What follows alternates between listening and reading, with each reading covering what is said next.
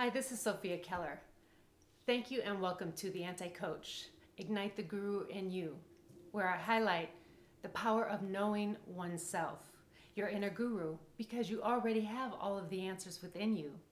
Through interviews and story sharing, my desire is that each listener of the community finds a spark that resonates internally within, igniting a different and unique momentum within themselves, building self-trust in their inner guru, raising their vibration, and harnessing the energy within to co-create the life that they were meant to live. Again, thank you and welcome to the Anti-Coach podcast. Let's welcome Christina Coleman to the show. Christina lives in Baltimore. She is a new mother of a 3-month-old baby girl. Hey, Nature J. With her life partner and plant-based chef, Marcus Smith. Christina is the owner of A Clean Home for You, Baltimore's eco-friendly cleaners.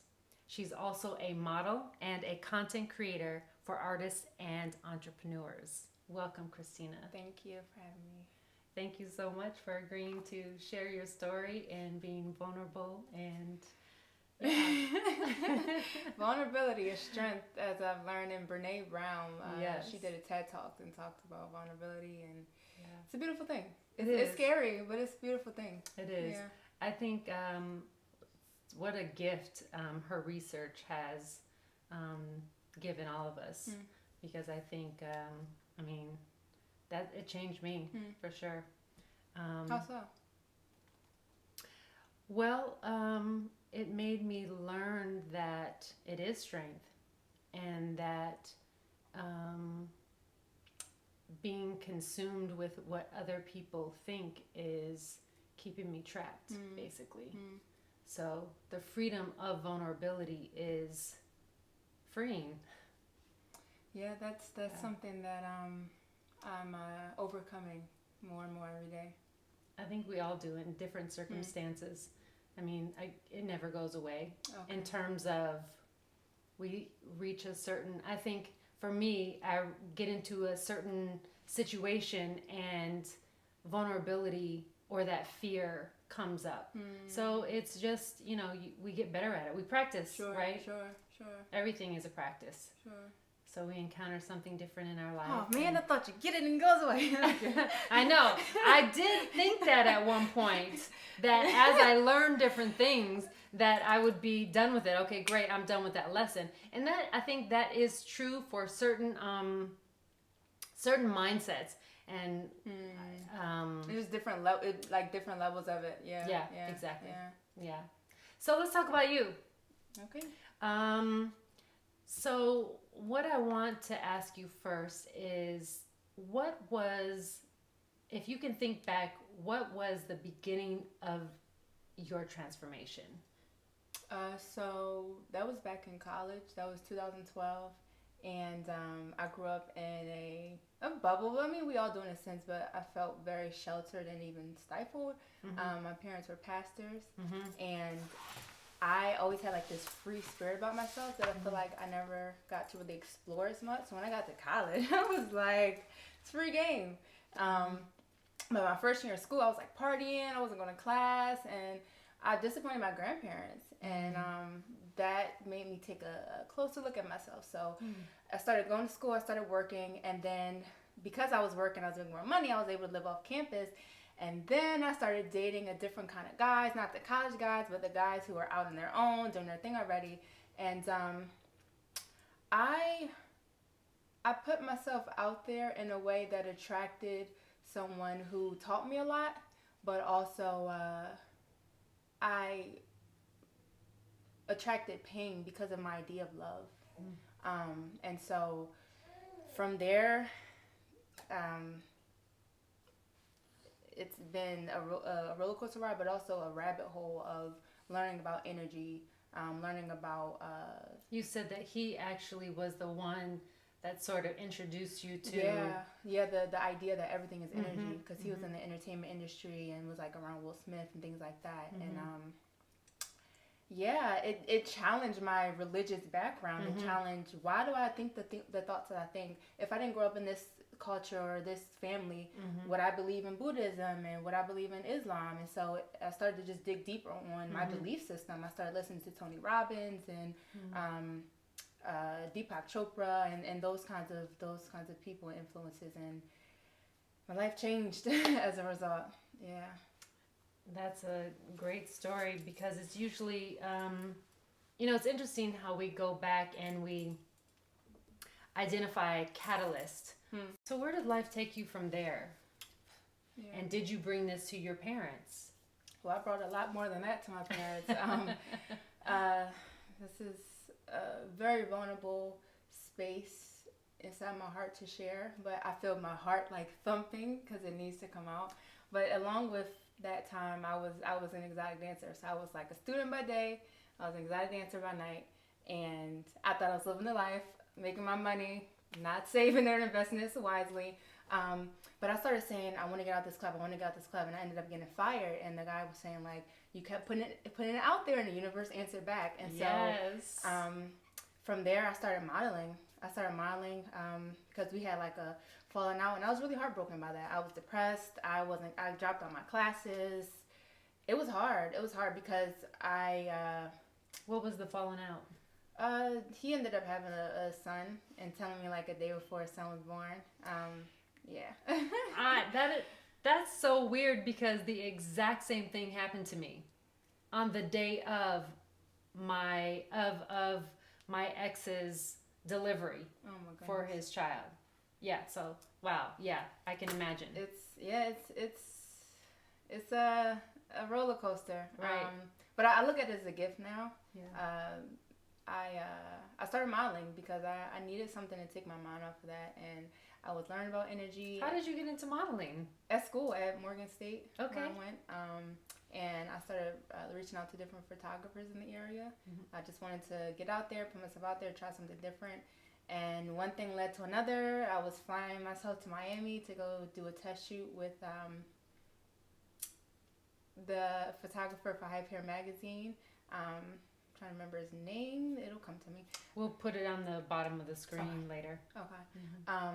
And so I did my first published spread in 2015, and then a few years later, that was 2013, 14. I'm getting my dates all mixed up. But that's okay. Speed up a few years later, I was modeling for Kanye West, and that's when a different reality started to hit. I was on this high. I was on my way to fame and fortune, just like society projects you to be, but I wasn't happy. Like, I was wearing this smile that I was, and everybody was like, oh, look at you, you're going here and there, but they didn't know I was back home crying myself to sleep. I was taking off and going places to work and never coming home. So what do you think it was that caused you to have a feeling of unhappiness? It was unsettled pain, because I never really took the time to deal with the heartbreak. I never took the time to deal with my childhood. I was disconnected from my inner child, which is something I learned in the past year. And even the spiritual practices of my ancestors, something that I'm learning now about becoming a sacred woman by reading Queen Afua's book. I was disconnected from all of those things, and I didn't know it. I was so focused on the external, and I thought, oh, I'm gonna meditate, I'm gonna do yoga, and I'm gonna be healed, I'm gonna be fixed. Think positive. All the negative people get away from me. You saying I'm thinking small, now I'm thinking big. Like, it was insane when I think about it. I want to pause you just for a moment. That is such a good point that you make in terms of practicing yoga, meditation, as if that's going to take care of everything. But it doesn't. You had to do the work. Sure. And I think that's a valid perspective to highlight. And even reflecting on growing up in a Christian church, it's like, oh, give it to Jesus, pray it away. And it's like, you have to do the work. You have to take accountability. Like Jesus, Muhammad, Buddha, these were all prophets. Like, they taught us love. And so that's what we have to do. We have to do the work. And I'm constantly focusing on, how can I feel better? I wanted to get the pain out of me. I wanted to get it out of me. I wanted to feel good. I wanted to feel better. So that's like what always kept me and was keeping me on this journey of like, how can I grow? How can I be better? How can I ascend? How can I evolve? Those are great questions. And so with your inner guru, you refer to healing inward.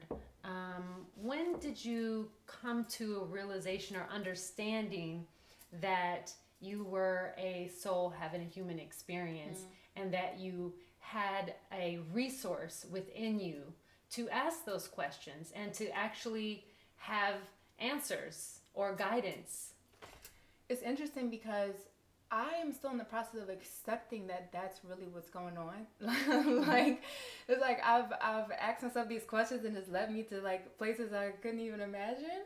But it's like I'm still accepting that this is really a spiritual experience. But things I like to do in the morning, like listen to Abraham Hicks, get into the vortex, and read Sacred Woman, and plant-based. I like to put great plants and fruits in my body. So these are things that are helping me get to that awareness. But it's interesting because I still feel like I'm on that journey of fully embracing that I'm a spiritual being in a physical body.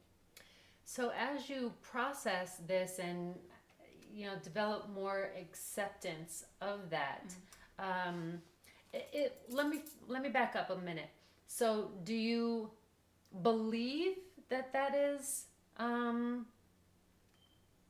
what this experience is, and it's a matter of accepting, or are you still wondering if it is actually a one belief system, but not sure exactly if it's for you? Well, I know that there's truth there, and there is the balance of like, okay, we live in this like physical world, and with sometimes I can go into this space, especially when I see like white people, not you're different, but like when I see white people, it's like this thing of like, are you trying to like oppress me? Are you trying to like put me in this limiting capsule? Like you did my ass. Like I go through those things, so it's like I'm trying to balance that, and like we are all love, we are all one. So it's like that balance of the past and trying to learn from it, but also like the just where we're headed, ascension of the planet. Like we're all one. It's all love. So it's trying to find that balance. Yeah. That is I think Eckhart Tolle refers to that as a community pain body. So I'm going to go back to when you manifested getting fired. So the relation of excuse me. The relation of thoughts and the response of the consciousness working to conspire for us. Do you find yourself practicing that more or noticing when that happens? Is it a conscious request, if you, for lack of a better word, because I can't think of what the word is, but you know what I'm saying? Yeah. So it's like, okay, I know now when I'm in a place of like trying to rush or overthinking, it's like my head gets cloudy and foggy, and it's like I don't like that feeling. So it's like, what do I need to do to get to a space of ease? And even if I'm in a space where it's like I feel embarrassed or I feel insecure, it's like breathe in love. Just smile and say hi. Like get out your own head, just talk, smile and say hi. I'll listen to spiritual guidance. I like Michael Bernard Beckwith. I listen to people like him and just get into a vibration that feels good, because I want to feel good, and it's like I know when I don't, and so it's like I have to make the shift to get to that place where I do. I think that's totally normal. And that's a practice. And the more we do it, the easier we can stay in that vortex or stay on that vibration.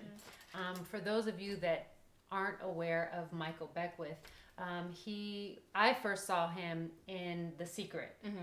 And at first, because I was raised a Jehovah's Witness and I had all of those constructs and belief systems built in and programmed into me at such a young age, I wasn't ready for Michael Beckwith. I was like, because I was at that point, I was sort of turning away from the term God. However, now I have his book, Envisioning. I can't remember the title of it. I'll put it down in the link. But that now has opened me up to more. Like I'm ready for him now. Bring it on, you Michael. know, right? And so now, being in Atlanta, I'm actually looking for churches or communities that are connected to Agape Church in Southern California. So I've seen, if y'all know of any and that you like, please, let me know in the comments. Or in Maryland too, okay? Share with us a little more about how you give yourself care. So before and after mommy. So you're a new mom of 3 months, and I know that is still very transitional. It's interesting. Okay, so when both me and Marcus feel this way, when we look at her, like, yes, she's in this baby's body, but like we look and speak to her spirit, so it's like, yes, and thank God she's a very chill baby, so it doesn't feel hard. Like, it doesn't feel hard, and like obviously being tired, stuff like that, but it's like everything we're doing it for her. You don't look tired. You look beautiful. Just you. saying. Thank you. In that case, though, I did come to an awareness because I'm here in Atlanta visiting her grandparents, her first grandchild, and Marcus is back home working. And I kept asking myself, I want more attention from him. I feel like I'm calling him more than he's calling me. And we talked about it, and I shared with him the insight I had that I realized that my heart was speaking like, I need to give more attention to myself. And so it's like, okay, what does that look like? And it's like, I love going in nature, so now that it's getting a little warmer, we can enjoy walks in nature, getting in the pool, going for a spa day, writing. I've journaled since I was a little girl, dance, creating, modeling. So these are all things I love to do, and now transitioning and just find that balance with motherhood and business ownership and everything else we have going on in our life. Yeah, I forgot to mention that business part. That's a whole other animal within itself. Yeah. So, a beautiful one. yeah. I love the journey of entrepreneurship. It allows us to have so much flexibility and learn so much about ourselves too. And I was a single mom, so of 2, and I hadn't worked in corporate probably for 20 years almost.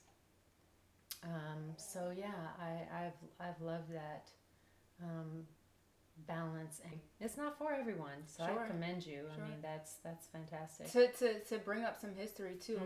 It's in my DNA. My grandparents they actually founded an African American private school in Philadelphia in 1965 called I Believe School, and it taught over 800 students at one time. It was known as the largest African American private school in the country at one time. It closed in 2008. God rest my pop soul. My nana's still living, 91 years old, still kicking and moving and being a blessing to people in her life. So it's in my blood, and that's why it's like that drive to be the best that I can be, because I saw that example in them and my parents who are business owners as well. That's wonderful. I can say the same too for my mom. I mean, my mom, she was an entrepreneur probably at the age of 10 on. Wow. And so I saw her do that, and it makes you feel like you can do it. You get in and it's like, whoa, all the stuff we didn't see. Yeah. Right. Yeah. No, that's real. That's real. I want to go back to your little girl, your daughter. Nature J. Nature J. And, I started my journey where my kids were already in teenage years. And so at one point I thought, ooh, if I got into a relationship and had a kid by this age, that would be good, because now I have this different perspective. Of course, I shared everything that I possibly could at that age with them, and they've seen me grow and expand. And so what a phenomenal opportunity. Our children so for me, I feel like Bob Proctor talks about this, like our children are not our own, and they come through us. And Gary Kovac talks about how is it Gary Kovac? Ooh, I'm gonna have to like correct myself. There is the book even escapes my mind, but it talks about the soul contracts that we have before entering into this human existence and this experience. So In the Akashic records. yes, and so the fact that my children chose me to be birthed here in this human experience, like what a blessing and a gift to that she has chosen you and Marcus to begin her human experience here on this earth. That's real. And to explore. So for us as parents, to really just allow them to expand and show them ways and learn from them. Like I look and forward learn to, from them. absolutely. Yes, Conscious parenting. Like yes. the woman's name, she has a book about conscious parenting. She was on Oprah's Super Bowl Sunday,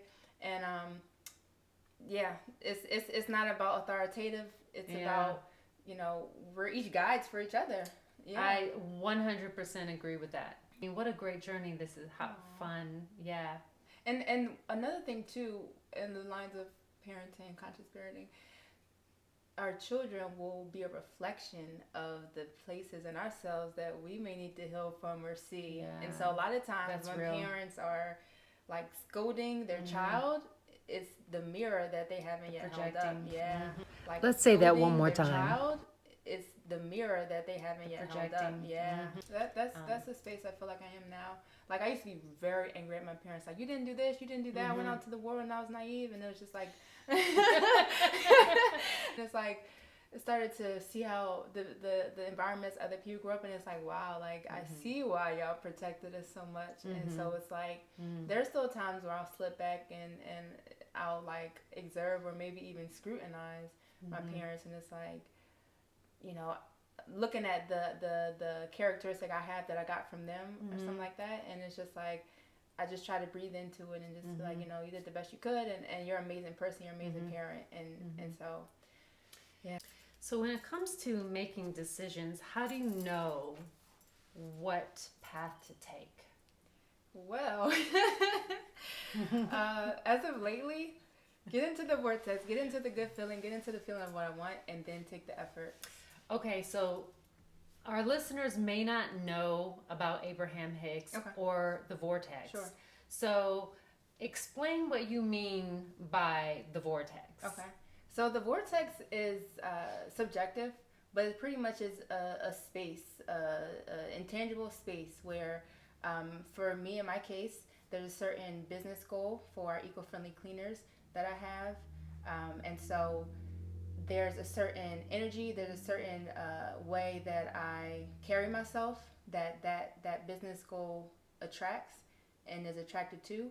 And so when I'm in that space, that's when I am best at taking action. That's when I'm best at creating new things for marketing. That's when I'm best at talking with customers. How do you know you're in that space? When I feel at ease, when I feel happy and joyous, and it could be the sky is falling outside, but I feel so at ease inside, and I'm grateful. Gratitude has been very huge. Gratitude, Gratitude is the shit. Seriously. Seriously. It changes everything. And I think once I started doing that, I remember when I started doing, I couldn't find shit to be grateful for other than a good cup of coffee. Like I literally, people love coffee. It was a struggle for me. Wow. And I was like, is this gonna work? Because I'm really struggling. I like this blanket. This blanket makes me warm. Seriously. So yeah. Seriously. Okay, so when you're in that calm place and you're feeling a sense of joy, you're in that vortex, how does that enable you to make decisions, and how then do you decide from there what decision to make? It's most times it's like a thought that just comes, or like a feeling, and it's just like, do this, Sometimes I don't listen. Sometimes I'm like, should I? But it's like I'm beginning to trust that more because it's my higher self. It's my inner self speaking, and it's guiding me. It's my inner self. As you say, your inner guru. Like my inner self is guiding me to the best or the highest choice. And so the more I trust it, even the other day, about 3 days ago, I was overthinking in my head. I started feeling that cloudy feeling. I was doing that all day. The next day I woke up, I was like, I'm not doing that. I want to feel good. I want to feel chill. So I just went with That's the a flow. decision. Yeah. Okay. Yeah. So it's the feeling. It's like, I want to feel good. What can I do to feel good? What can I do to feel at ease? And I'm learning new things every day about what that means and what that is. And so I was like, I'm not going to do anything. I'm going to go with the flow. And I was reading Queen of Fool's Secret Woman book, and I got a call about a cleaning. I wasn't doing anything. I was just in a presence of ease and joy and go with the flow, and it comes to you.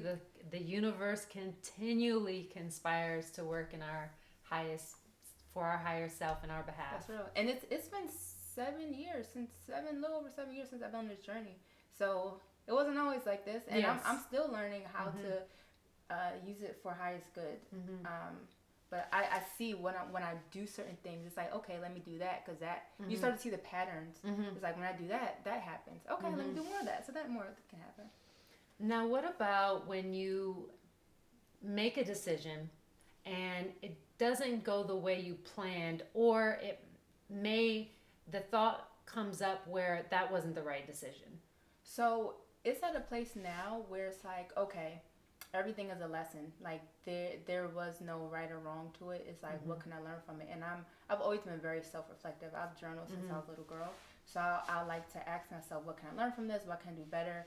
And sometimes it can be to a point where I do put pressure on myself, but it's like, I know it's coming from a place of being the best and being a better person. So it's still coming from a good place.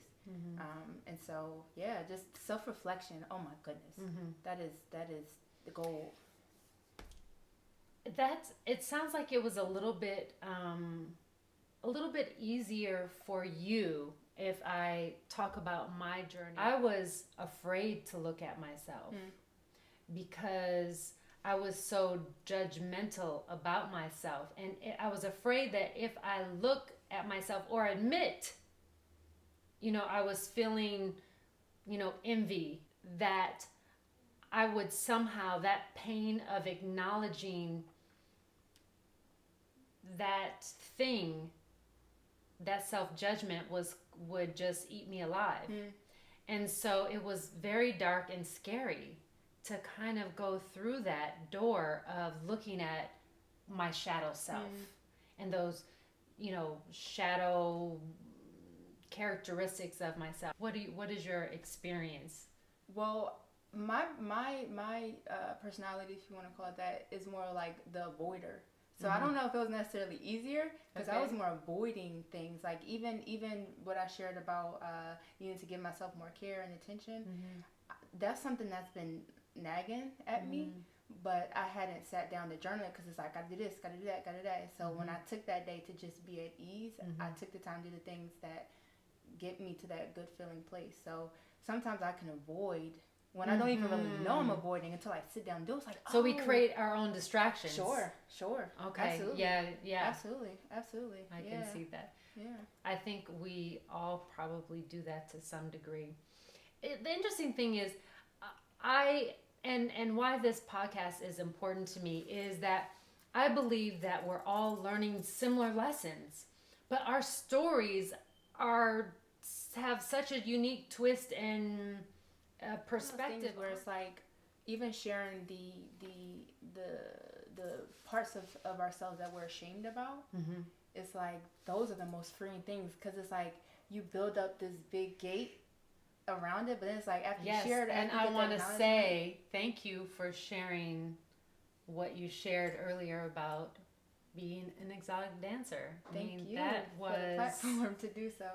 I know you said you were a little nervous about that, and that was a very vulnerable space, and I respect that. Thank you. I appreciate you for the platform. Listen, I don't even know where your email came from. I was trying to find what list I subscribed to. It was just divine. I was literally looking through my email like, how do we find each other? It was just divine. And so, like, Like with that gate of like the things we shame ourselves about. Once you say it, it's just like, oh, okay, Right. it's like light as a feather. Like my aunt, the goddess of truth and balance, is like, our goal is to create that balance in our lives and be truth seekers. And I believe that we can find that in religion, in different philosophies, in each other's stories. And it's like, once we are in this understanding collectively about that, it's like, that's how we ascend. Like, and the wars and everything that's going on in the world, that's like inner wars that people are experiencing. So it's like, we all have to go within. Like, the government, nobody's coming to save us. Like, we all have to go within and save ourselves so that we can come together. Like, we have to stop feeling like we're the victim. That's real. That's real. And the media and all that will project that you are, but you have to see beyond that. And it takes time. It's a journey. I'm still learning. And can I just recommend, y'all don't need to watch the news every day, especially in the morning. They need, listen. This is a challenge. Everybody challenge the media to put on a meditation at 5, 6, 7 every day. How about all day? Put meditation on first thing in the morning. If we did more things like that, imagine what the world would be like. Okay, listen, Turn off your TV. Put on YouTube something. Esther Hicks, Michael Beckwith, Bob Proctor, whoever it is that you like to listen to. Change your vibration for the day. Decide that you're going to have a different outcome. If we keep doing the same things, how are we going to expect to have a different outcome? Insanity. Meatless Mondays, y'all. I'm telling you, the powers in the plants, the herbs are for the healing of the nations, okay? The pharmaceutical companies. Oh, let's not even get on the pharmaceutical companies. Okay. I'm going to say this, though. Oh the plants, the herbs, they will heal you, okay? Our bodies have already everything that we need. And since plants are living, they have a consciousness as well. We all share that consciousness, Mother Earth. And so the divinity that are in plants helps us to heal what we have inside. Don't get freaked out about the flus, the colds, the flu shots, and all these viruses and stuff that they're talking about. Don't get involved in that hype. Boost your immune system from inside and trust that. That's a whole other thing. Absolutely. We'll on a soapbox of that. I mean, that's where I started. My mom changed our whole diets when doctors couldn't help her. When we were 14, we had 2 juices in the house with 5 of us kids, and my mom would juice in the morning, and we would have chlorophyll and whatever else we would have, but it was a plant-based diet. And we had buckwheat pancakes, y'all. As a teenager, I wasn't trying to, buckwheat pancakes. Give me my buttermilk. Right. But that's the beautiful thing now. Like, we're like plant-based and if you will, vegan. I use the word loosely because people who are vegan, they are animal activists. So it's just trendy, the name. But like you have all these alternatives now where you can still eat, if you want, the same kind of foods, but you don't have to, you can treat the animals well, pet them. I want to say, even please be careful with that, because all this over-processed Beyond Meat, look at the sodium that you are ingesting. Okay. Listen, oyster mushrooms, though, like things like mushrooms, you can turn mushrooms into chicken. You can turn mushrooms into chicken sandwich. You can turn hearts of palm into scallops, a scallop skin. Ooh, that sounds yummy. I don't know. Listen, when you come to Baltimore, Marcus is gonna hook you up. Ooh, okay, I'm excited. Okay, so in wrapping up, where do you look for clarity? When you are feeling out of the vortex, when you're feeling unaligned, where do you go for that clarity, that alignment? When I get the most clarity, out in Mother Nature. Like, there are times where I've been out in Mother Nature and I just cried because it's so beautiful and just so perfect. I was getting goosebumps. And like, I remember when I was younger, I was disconnected from everything, and I purposely was driving and I wanted to run over a squirrel. Like, why? I don't know. Like, I purposely ran over a squirrel, drove over a squirrel, and I was listen, okay. No judgment. Not at all. Not at all. Disconnected. But now I see that Mother Nature, like, she's our home, our planet. Like this littering of Mother Earth, the plastic, if you can reduce and stop using plastic. And might I add, actually, the textile companies are actually causing more issue than plastic That's bottles.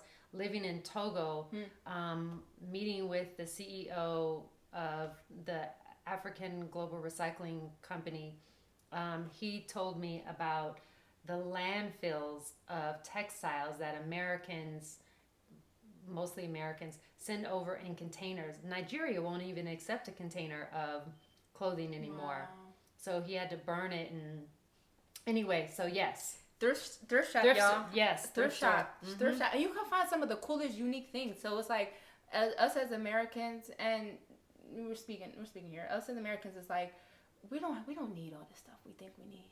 We don't. It's the marketing, and it's playing tricks on your mind, and it's that programming. Yeah. We don't. We can live very simple lives, and a lot of the stress is coming from I need more. Yes, and that is a lack mindset because we are already abundant. This is true, because all we have is this moment, and we have everything we need. We have breath. Everything we need. We have connection. We have love. We have food. We have water, and Oh my gosh, yeah. And that's something that becoming a mom really opened my eyes to see. What tips would you offer for self-discovery?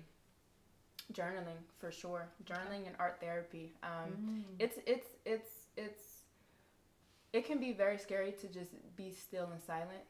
I know people fall asleep with the TV on, they fall asleep with music on, they always want to be around other people. But when you get still and get silent, it can be scary because you start to play back things that may have happened to you when you were younger, and most people believe people will go through at least one traumatic experience through their lifetime. So it's like, if not more, sure. So it's like that healing is crucial. So journaling, sitting down and just writing, even if you don't know what to write. There's a woman. She writes a lot of books about artists, but she has something called the morning pages.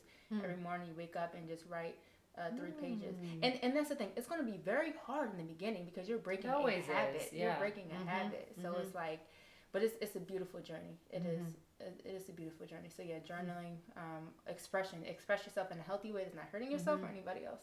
You mentioned dancing. For you to release when you have something to get rid of or a healing moment. Tell me about how you use dance. That's something that the other day when I had that realization is something that I'll be adding into the mix. Yeah, okay. So I'm figuring that out, where that'll happen, where I'll go, if I'll set up mirrors in the house and just dance. That's something I did as a child. It's something that, like, you're not thinking, you're just feeling, and this is the music. So that's something that I'll be introducing. And it seems so natural. And when you look at living in Africa and seeing the movements and the body, and I use the word loosely, but can't even use the word because I lost it.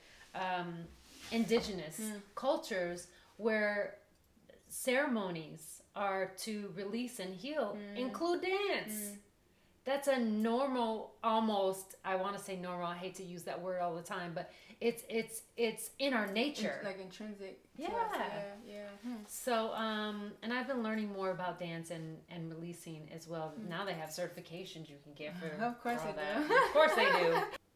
I want to thank you again for coming on the Anti-Coach and sharing your processes, how you make decisions, how you self-care, self-heal, your journey in terms of healing yourself, the inner child, and how that journey is continuing for you, and the process of how it can be painful, and yet we can still enjoy life through the process. So is there anything that you would like to share in terms of your journey going forward? What do you feel like your next steps are? It is discovering and rediscovering the sacred woman. The book I mentioned, Queen of Fua, healing my womb, healing the parts of me that was promiscuous and didn't value my temple and my body and my what I offer as a woman. So and by that I'll heal my home, and then when my home is healed, then we heal our community and heal our global community. So that's the foundation for me moving forward. And I'm an example to a direct example to my daughter now. So it's like everything I do is she's feeling right now. She's watching. She's taking in, and like a sponge. yeah. So and one thing last to say to the world is breathe. Like just breathe. And you mentioned that to me coming over here. That was something. Giving birth, it was like that was the only thing I had, my breath. Right. So it's like, yeah. Breathing is involved, and moving meditation. That's what I was gonna say. Meditation. Because people have, it's hard to just sit still when you've got the volume of life is so loud. When you have to really turn down the volume of life to tune in, to sit in silence initially is definitely a challenge. So like that moving meditation and art, something that we can be focused in on to let go of all of the other running thoughts on the screen. We can let that go and focus. So moving, anything that we're doing, washing dishes, taking a shower, and anything where you're and being mindful.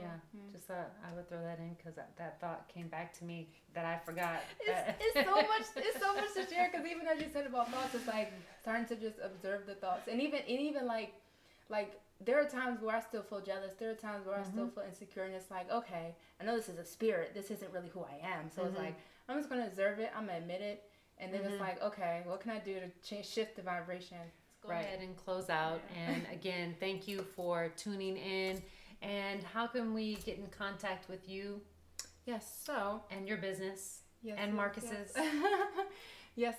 So if you're ever in the Baltimore City area, we do have a homemade Maryland vegan crab cake Airbnb experience. So we'll invite you into our home, and Marcus will show you how to make a vegan crab cake.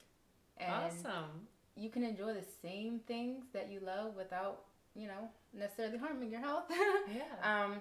And as far as the eco-friendly cleaning business, cleanhomeforyou.com is where the world can go to book in 60 seconds your cleaning. What about for, how would they contact you for creative content? Yes. For artists and other entrepreneurs? So I use the platform Fiverr. Awesome. However, my Instagram page, so Christina Coleman, and we'll put the link below. You contact me directly from there. Yes. All right. So you heard it right here. Get yourself some vegan crab cakes in Baltimore. Yes. Make a special trip. I mean, that sounds worth it to me. And thank you for this platform. Thank you for bringing the conversation that we need for healing, for ascension. It's beautiful, and many blessings and wholeness. Thank you. Namaste. Remember to subscribe, share if you feel this content is helpful to you or someone else you know. If you want to be a guest on my show, please, I'll put the link. You can contact me, either DM me at Sophia, and also podcast The Anti-Coach, Ignite the Guru in You on Spotify, Apple, and a variety of other ones. So thank you again, and namaste.